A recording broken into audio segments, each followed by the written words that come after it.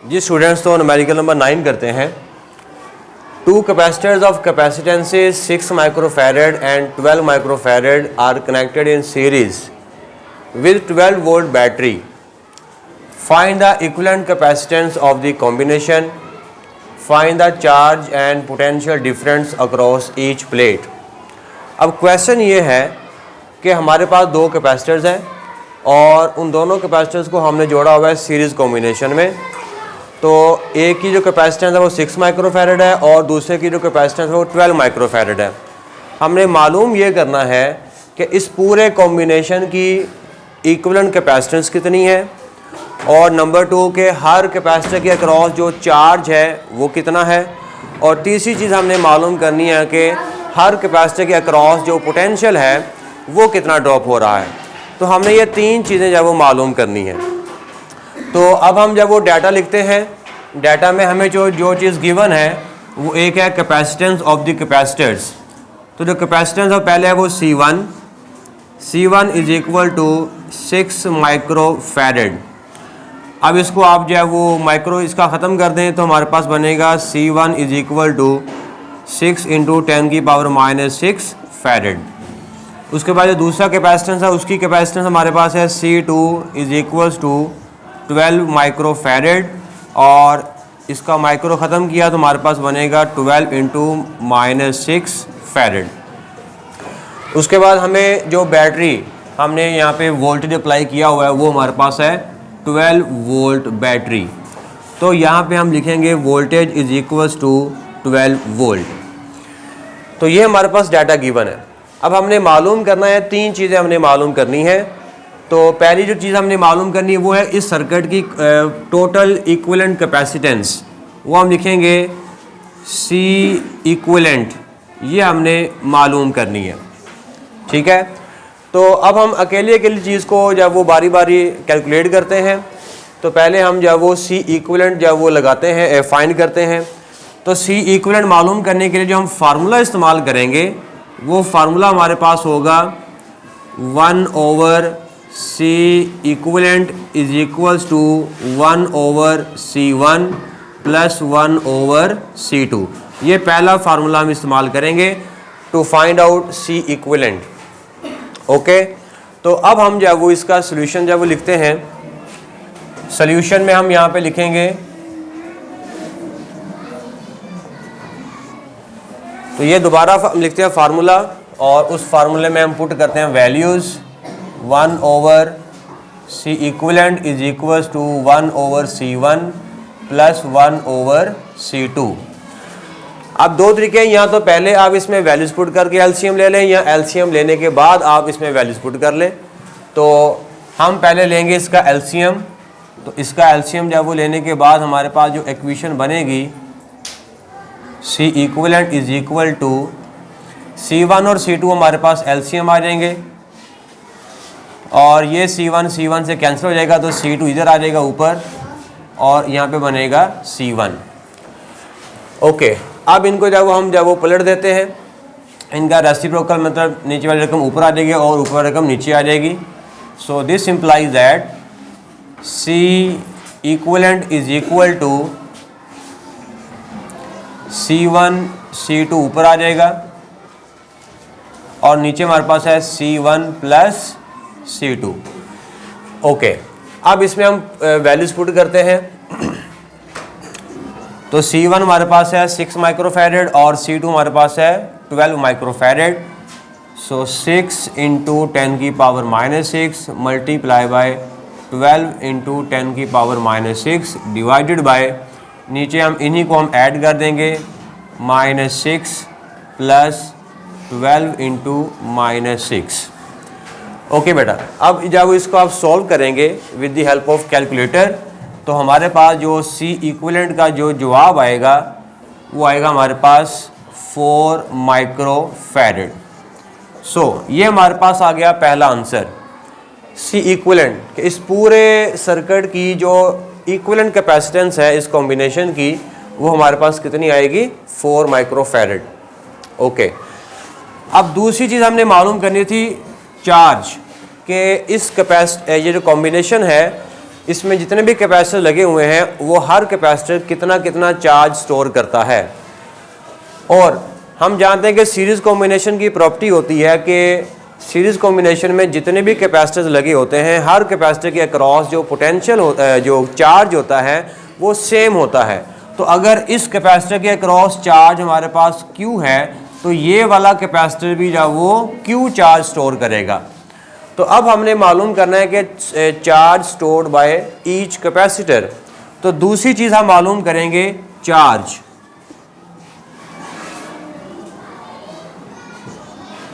अब चार्ज मालूम करने के लिए हम जो फार्मूला इस्तेमाल करेंगे वो करेंगे capacitor equation Q is equal to CV। लेकिन यहाँ पे जो C होगा वो हमने लेना है C इक्विवेलेंट वाला, क्योंकि हम टोटल चार्ज फाइंड कर रहे हैं और हर कैपेसिटर के अक्रॉस जो चार्ज है वो सेम रहेगा, इसलिए मैं इसके नीचे Q1 और Q2 नहीं लिखूंगा।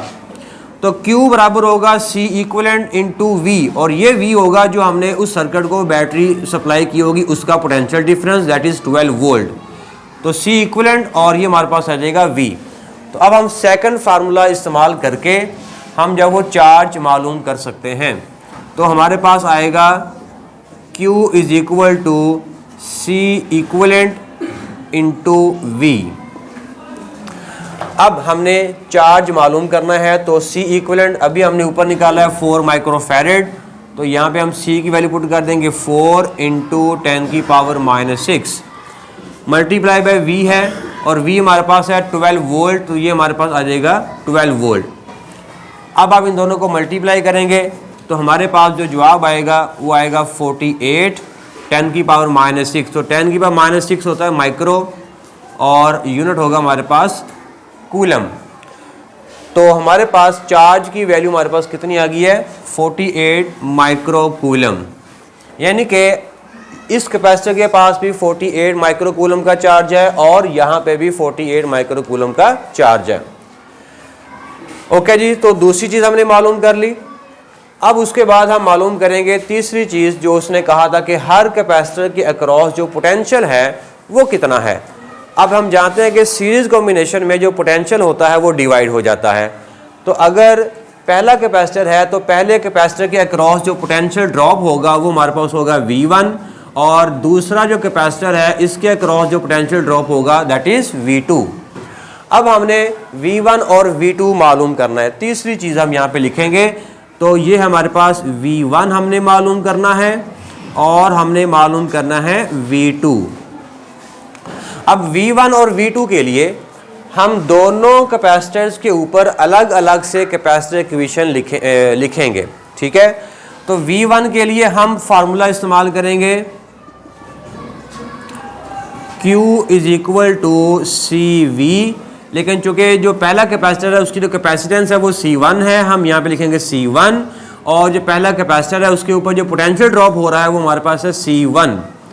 इसी तरह जो दूसरा कैपेसिटर है उसके लिए हम फार्मूला बनाएंगे Q is equal to CV, लेकिन दूसरे कैपेसिटर की जो कैपेसिटेंस है वो C2 है और पोटेंशियल हमारे पास कितना है V2, इसलिए हम यहाँ पे लिखेंगे C2 एंड V2। ओके, अब ये दोनों फार्मूले इस्तेमाल करके हम जब वो हर कैपेसिटर के अक्रॉस जो पोटेंशियल ड्रॉप हो रहा है वो हम मालूम कर लेंगे, ठीक है। अब Q के साथ मैंने 1 2 क्यों नहीं लिखा, क्योंकि Q जो था वो तो सेम था, जितना Q इसके पास है उतना Q इसके पास है, ठीक है। इसलिए Q के नीचे मैंने 1 2 नहीं लिखा है, C और V के नीचे लिखा है, क्योंकि वो चेंजेबल हैं, वो चेंज हो रही हैं। अब हम मालूम करेंगे potential difference across first capacitor. तो फर्स्ट कैपेसिटर के लिए हम इक्वेशन लिखते हैं, ये हमारे पास था दूसरी चीज़ और ये हमारे पास थी पहली चीज़। अब हम तीसरी चीज़ मालूम करेंगे और वो हमारे पास है Q is equal to CV, C1 V1। अब यहाँ से हमने निकालना है V1, तो V1 को एक तरफ कर दें और बाकी सारी चीज़ों को एक तरफ कर दें, तो हमारे पास फार्मूला बनेगा Q ओवर C1, ठीक है। अब जो चार्ज है, ये चार्ज तो हर कैपेसिटर के ऊपर सेम है और वो हम निकाल चुके हैं, वो है 48 माइक्रो कूलम। तो चार्ज की जगह पे हमारे पास लिखा जाएगा 48 माइक्रो, या माइक्रो हटा के आप इसकी वैल्यू भी पुट कर सकते हैं। तो यहाँ पे मैं पुट करता हूँ -6 ओवर C1 हमें गिवन है, वो हमारे पास है 6 माइक्रो, 6 इंटू 10 की पावर -6 माइक्रो। अब ये 10 की पावर -6 और ये -6 आपस में कैंसिल हो जाएंगे। अब 48 को 6 पे डिवाइड कर देते हैं तो हमारे पास जो जवाब बनेगा V1 वो बनेगा 8 कूलम, तो सॉरी 8 वोल्ट। पोटेंशियल का यूनिट क्या होगा? Volt.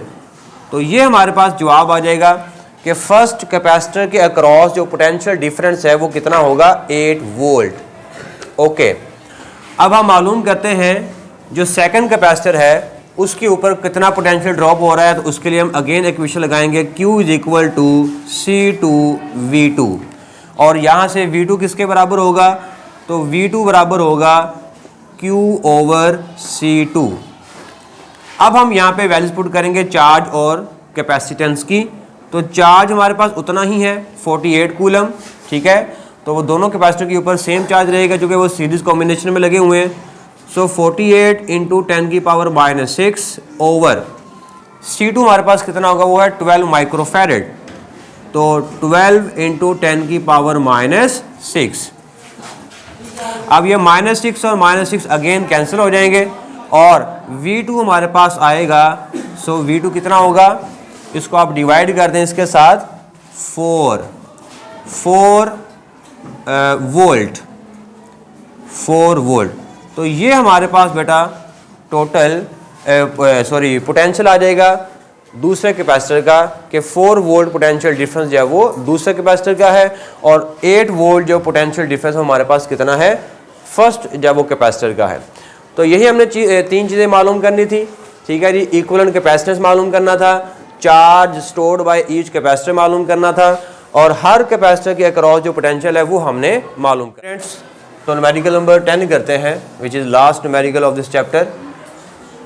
Two capacitors of capacitances 6 microfarad and 12 microfarad are connected in parallel with 12 volt battery. Find the equivalent capacitance of the combination. Find the charge and potential difference across each capacitor. अब ये जो question है ये है parallel combination का। वही capacitor हैं जिनको हमने पहले सीरीज में जोड़ा हुआ था। अब हमने उन्हीं कैपेसिटर्स को जोड़ दिया हुआ है पैरेलल कॉम्बिनेशन के साथ। अब हमने इस कॉम्बिनेशन का नंबर 1 इक्विवेलेंट कैपेसिटेंस फाइंड करनी है, नंबर 2 हर कैपेसिटर के अक्रॉस जो चार्ज है वो हमने मालूम करना है, और नंबर 3 हर कैपेसिटर के अक्रॉस जो पोटेंशियल डिफरेंस है वो हमने मालूम करना है, ठीक है। तो वही 3 बातें हमने मालूम करनी है जो हमने न्यूमेरिकल नंबर 9 में मालूम की थी, बस थोड़ा सा फ़र्क होगा। वो हम फ़र्क क्या होगा वो अभी हम देखते हैं उसको। तो पहले हम डाटा निकालते हैं। डाटा में वही कैपेसिटर हैं, तो अगर वही कैपेसिटर्स हैं तो उनकी जो कैपेसिटेंस है वो हमारे पास है 6 माइक्रोफैरेड और 12 माइक्रोफैरेड। तो यहाँ पे हम लिखेंगे C1 = 6 माइक्रोफैरेड, और C1 हमारे पास होगा 6 इंटू 10 की पावर -6 फैरेड, और C2 हमारे पास होगा 12 माइक्रोफैरेड, और C2 हमारे पास होगा 12 इंटू 10 की पावर -6 फैरेड। और जो पोटेंशियल होगा वो हमारे पास वही बैटरी है, 12 वोल्ट की बैटरी हमने लगाई हुई है। सो V बराबर है 12 वोल्ट। अब 3 चीज़ें हमने मालूम करनी है। पहली चीज़ वही इक्विवेलेंट कैपेसिटेंस मालूम करनी है, इक्विवेलेंट कैपेसिटेंस। और अब जो कॉम्बिनेशन है वो हमारे पास है पैरेलल, तो इस कॉम्बिनेशन की जो इक्विवेलेंट कैपेसिटेंस होती है उसका फार्मूला हमारे पास होता है C equivalent = C1 + C2, ठीक है। तो पहले हम जब वो ये चीज़ मालूम करते हैं कि what is the equivalent capacitance of this combination. तो सॉल्यूशन स्टार्ट करते हैं।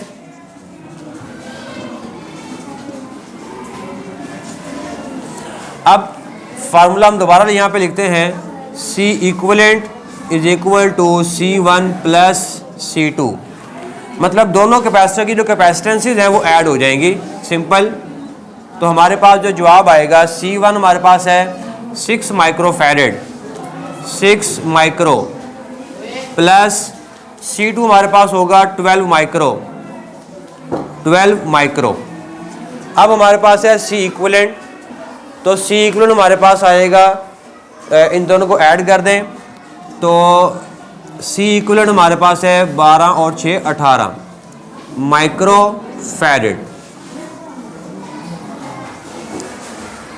ओके जी, तो ये हमारे पास आ गई पहली, जो उसने कहा था C इक्विवेलेंट फाइंड करें, तो इस कॉम्बिनेशन की जो इक्विवेलेंट कैपेसिटेंस है वो हमारे पास कितनी बनेगी 18 माइक्रोफैरेड। अब दूसरी चीज मैं मालूम करूंगा पोटेंशियल। अब जो पोटेंशियल होता है वो पैरेलल कॉम्बिनेशन में हर कैपेसिटर के अक्रॉस पोटेंशियल सेम रहता है। यहाँ पे पोटेंशियल जब वो डिवाइड हो गया था, ठीक है, लेकिन यहाँ पे जो पोटेंशियल होगा वो डिवाइड नहीं होगा, ये बात याद रखिएगा। तो जितना पोटेंशियल जब वो पहले कैपेसिटर का है उतना ही पोटेंशियल जब वो सेकंड कैपेसिटर का होगा। फर्स्ट कैपेसिटर का जो पोटेंशियल है वही पोटेंशियल जब वो सेकंड कैपेसिटर का होगा, तो पोटेंशियल जब वो सेम रहेगा। अब पोटेंशियल कितना होता है, तो आंसर है जितना हमने बैटरी लगाई होती है, जितने पोटेंशियल डिफरेंस की हमने बैटरी लगाई होती है उतना ही पोटेंशियल जो है वो हर कैपेसिटर के अक्रॉस रहता है। तो अगर हमने 12 वोल्ट की बैटरी लगाई हुई है तो 12 वोल्ट का पोटेंशियल पहले कैपेसिटर के ऊपर होगा और 12 वोल्ट का पोटेंशियल डिफरेंस जो है वो सेकंड कैपेसिटर के ऊपर होगा। इसलिए हम ये मालूम नहीं करेंगे, ये हमें पता है कि पोटेंशियल कितना होना है। तो जो चीज़ हमें पता नहीं होती है हम उसको कैलकुलेट करते हैं, जो चीज़ हमें पता है उसको हम कैलकुलेट नहीं करेंगे। तो हर कैपेसिटर के अक्रॉस जो पोटेंशियल है वो उतना ही रहेगा जितना जब वो बैटरी का पोटेंशियल होगा। सो लिहाजा हम इसको लिखेंगे, यहाँ पे लिख देंगे सिंस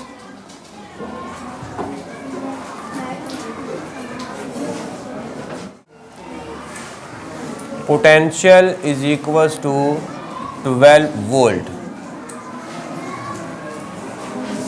ठीक है, तो पोटेंशियल जो है वो हमारे पास हर कैपेसिटर के अक्रॉस कितना रहेगा 12 वोल्ट रहेगा, क्योंकि बैटरी हमने कितने वोल्ट की लगाई हुई है 12 वोल्ट की लगाई हुई है। तो अगर 6 वोल्ट की बैटरी लगाते हैं तो हर कैपेसिटर के अक्रॉस 6 वोल्ट का पोटेंशियल होता। अगर 10 वोल्ट की लगाते हैं तो हर कैपेसिटर के अक्रॉस पोटेंशियल कितना होता 10 वोल्ट का होता। तो डिपेंड करता है कि हमने बैटरी कितने वोल्ट की लगाई हुई है। अब हम मालूम करेंगे इसकी जो तीसरी चीज़ है वो है चार्ज। अब जो चार्ज होता है इस कॉम्बिनेशन में वो डिवाइड हो जाता है, लेकिन यहाँ पे हमने देखा था कि यहाँ पे जो चार्ज था वो सेम था, हर कैपेसिटर जब वो सेम चार्ज रखता है, लेकिन यहाँ पे जो चार्ज है वो डिवाइड हो जाएगा। तो इसका मतलब कि जो पहला कैपेसिटर है इसके अक्रॉस जो चार्ज होगा उसको मैं बोलूँगा Q1 और इसके अक्रॉस जो चार्ज होगा वो हमारे पास होगा Q2। तो अब हमने जो तीसरी चीज़ मालूम करनी है वो हमारे पास है Q1 और दूसरी चीज़ हमारे पास है Q2। तो ये दो चीज़ें हमने मालूम करनी है, ठीक है। अब ये दो चीज़ें मालूम करने के लिए हम जो फार्मूला इस्तेमाल करेंगे वो होगा capacitor equation Q is equal to CV। तो Q1 के लिए हमारे पास ये फार्मूला बनेगा Q1 C1 और Q2 के लिए यही फार्मूला हमारे पास बनेगा Q2 is equal to C2V। तो अब ये वाला फार्मूला लगाकर हम मालूम करेंगे Q1 और ये वाला फार्मूला इस्तेमाल करके हम मालूम करेंगे Q2। तो हमारे पास Q1 is equal to C1V। अब हमने Q1 मालूम करना है तो Q1 ऑलरेडी एक साइड पर है, इसलिए हम यहाँ पे वैल्यूज पुट कर देंगे। Q1 is equal to C1 कितना है, C1 है 6 माइक्रोफैरेड, 6 इंटू 10 की पावर -6 मल्टीप्लाई बाई V हमारे पास कितना है 12 वोल्ट है, तो ये आ जाएगा 12। अब इनको मल्टीप्लाई करते हैं और हमारे पास जो Q1 आएगा वो आएगा 72 10 की पावर -6 कूलम, या इसको आप लिख सकते हैं Q1 is equal to 6 micro coulomb. तो ये हमारे पास जो चार्ज आएगा ये चार्ज है फर्स्ट कैपेसिटर के अक्रॉस 72 माइक्रो कूलम। उसके बाद जो दूसरा जो कैपेसिटर है उसके अक्रॉस जो चार्ज स्टोर होगा वो होगा Q2 और ये बराबर होगा C2V। अब हम यहाँ पे वैल्यूज पुट करेंगे। Q2 is equal to C2 हमारे पास है 12 माइक्रोफैरेड मल्टीप्लाई बाय वोल्टेज हमारे पास कितना है 12। अब इसको मल्टीप्लाई करेंगे तो Q2 हमारे पास आएगा 144 इंटू 10 की पावर -6 कूलम और फाइनल जवाब हमारे पास आएगा 144, ये माइक्रो में कन्वर्ट हो गया coulomb. So this is a required answer.